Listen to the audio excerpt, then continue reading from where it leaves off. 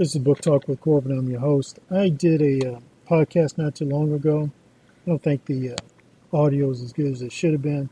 That's not my tech guy's fault. That's my fault. So hopefully I'm doing a better job this time.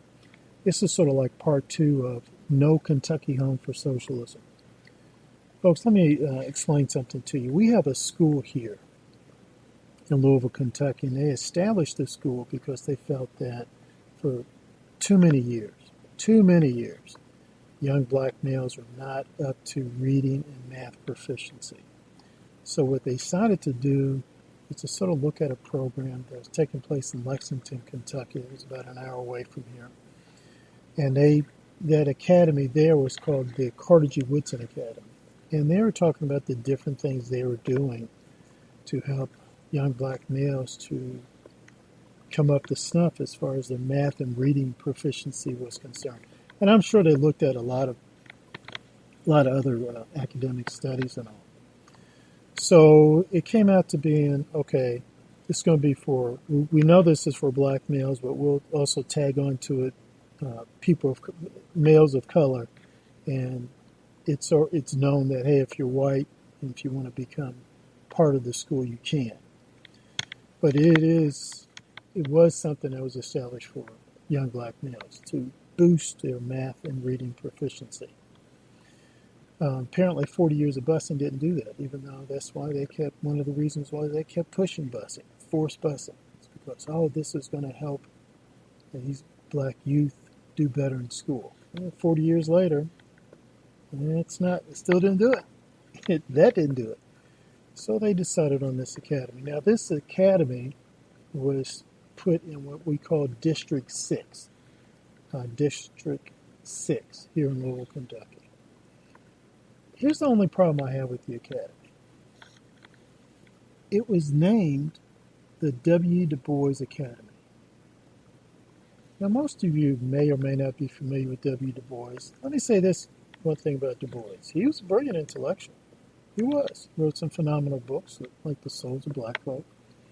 He was the founder of the Niagara Movement, which later became the National Association for the Advancement of Colored People, NAACP. He was the editor of the Crisis magazine. Crisis magazine was sort of like the mouthpiece for the NAACP. Put some great articles in it. And he did some phenomenal research. But let me tell you something. The Du Bois Academy is taxpayer supported. It exists because of Kentucky taxpayers, or Louisville taxpayers. That's taxpayer supported school. And they named the academy after W. Du Bois, like I said earlier. Was the problem with that? Two major problems with that. Du Bois was a darn communist. Caught myself there, I was about to cuss. He was a flipping communist. He joined the Communist Party USA. Gus Hall, at the time, was the Secretary General. They have the letter there. They don't hide it. Still preserved to this day. He was a communist. And he later left the United States to live in Ghana. And he died in Ghana. And some people are saying he gave up his U.S. citizenship. I haven't done any research on that. But I do know for a fact he went to Ghana. He left the United States, went to Ghana. And he had every intention of staying in Ghana. He didn't just go to Ghana just to hang out and do some research or go on a long vacation. He made a conscious decision, I've turned my back on the United States and going to Ghana. And he also had some personal meetings, or at least one major meeting with Chairman Mao Zedong of China. We all know what kind of vicious, vile human being Mao was. So, and then two, as far as I know, Du Bois has no real meaningful connection with the Commonwealth of Kentucky, much less Louisville, Kentucky. Why are we naming a taxpayer-supported school after a communist? Why are we naming a taxpayer-supported school that left the United States and showed great disdain against the United States? I'm sorry. That's something that needs to be brought to the taxpayers who vote. Not only give their money, but they vote too. don't care why Du Bois became a communist. He can give all the excuses he wants. Hitler gave all sorts of excuses why he became a Nazi. Stalin gave all sorts of excuses why he became a communist. I don't care about his reasons why. He's a communist. And I don't think it's at all appropriate that we have a taxpayer-supported school named after a flipping communist, particularly if the possibility exists that he we did spit upon the United States and going into self-imposed exile. But there's a possibility, some people have said to me, he actually gave up his U.S. citizenship. Here's the second problem I have. And I have a problem with these so-called progressives, these so-called black progressives. They come from liberal cities or liberal states, and they come to a place like Louisville, Kentucky, and all of a sudden they openly express a disdain for the black community, for our heroes and our sheroes and our legends. I had one that actually said that he referred to our leaders of a particular era as cowards. People he was referring to, so I can name names. He called them cowards. Called those guys cowards. And I can tell you, as far as I know, I may be wrong, that some of those surviving members of those legends, that this so-called revolutionary left or progressive whatever, black guy, calling these people cowards, the members of their family said nothing, as far as I know, publicly in denouncing him. Boy, you don't know what cowardice is. You don't have a clear definition of it.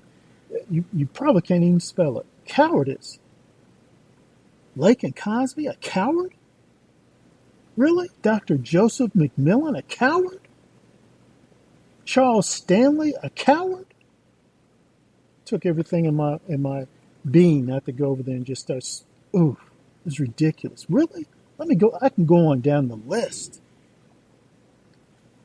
People like Joseph McMillan, Lake and Cosby, Charles Stanley. These are our heroes who live in this community, who invested in this community, who gave to this community, who sacrificed for this community. And they died here. They're all about uplifting black folk in Louisville, Kentucky, and all the rest of the Commonwealth of Kentucky. How dare you call our local heroes and sheroes cowards? How dare you say, well, I can understand you saying, hey, these black males in Louisville, Kentucky, we need to make a special effort to uplift them, particularly as far as their math and reading proficiency is concerned. Oh, okay, I get that. All right, let's try that. Let's give that a shot. But to not name it after one of our local legends? Are you serious? That's like the Cincinnati Reds franchise saying, well, we're going to go recognize Babe Ruth, and we're going to go recognize Hammer and Hank Aaron, and we're going to go recognize Rod Carew, but we're going to ignore Joe Morgan, Johnny Bench, Pete Rose. Are you really? Are you serious? Really? May Street Kid, Georgia Powers, Joseph McMillan, Charles Stanley, Lake and Cosby. Are you serious? Really? That of all those great legends that have come from Louisville, and even outside of Louisville, Les McCann, Lionel Hampton, Whitney M. Young. Are you serious? Out of that big pool, you just ignored all those folks in that big pool, and you decided to go bring in some communist, some black communist who went to Fisk or something. I know he went to Fisk. I was at Fisk University at one time. I visited that campus, and I was in some building, and I was rounding some corner, and I bumped into a statue of Du Bois. I bumped into it. It wasn't out in public. It was like it was hidden. Now, I don't know why that was the case. Maybe it's just being fixed up and cleaned up or something. I'm fully aware of Fisk University, Du Bois, and these black fraternities and that kind of stuff. That's all fine and good. God bless you. We've got legends right here in this city. Well, that school for young black males should have been named after. I'll give you those names again. Charles Stanley, Dr. Joseph McMillan, Lakin Cosby, Mr. Johnson, Lyman T. Johnson, no relation.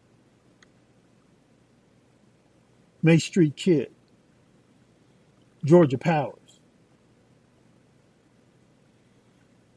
Folks, I actually had one person say to me on Facebook, some black guy, he's got a name, he's got one of these Kukamachi geek Afrocentric names, and I made reference to his name, not in a derogatory manner. I was just asking him. I know he was named after a Kenyan leader, a Kenyan independence leader. He had no clue. He had no clue what I was talking about. But that particular individual basically threatened me. He would say, "Oh, you ain't gonna say nothing about that to them." "Oh, I'm not? Really?" "I am now. And this is just the beginning." Let me make that real clear to you and other folk. I am not going to remain silent. This is just my first step. Putting it out on Facebook, that was step one. This is step two, putting it on my podcast. Oh, I got more steps coming. You better believe that. Because number one, I'm an American patriot. And I'm proud of it. I don't like communism, socialism, all that other garbage. I used to be a socialist. I ain't with that garbage anymore. I know what it's all about.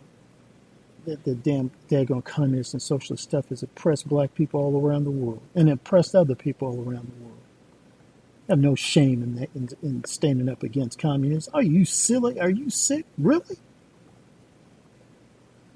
You don't know me.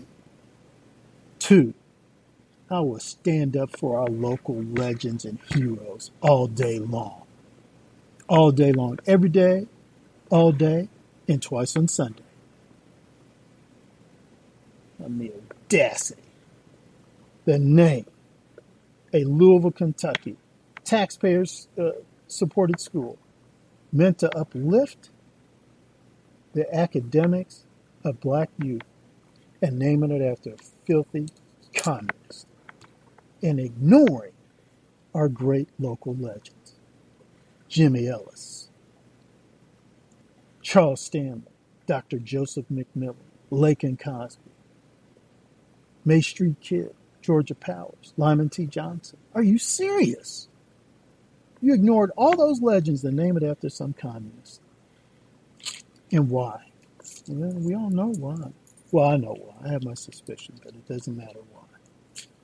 This is the beginning of the campaign, folks. No Kentucky Home for Socialism. We got to rename the W. Du Bois Academy.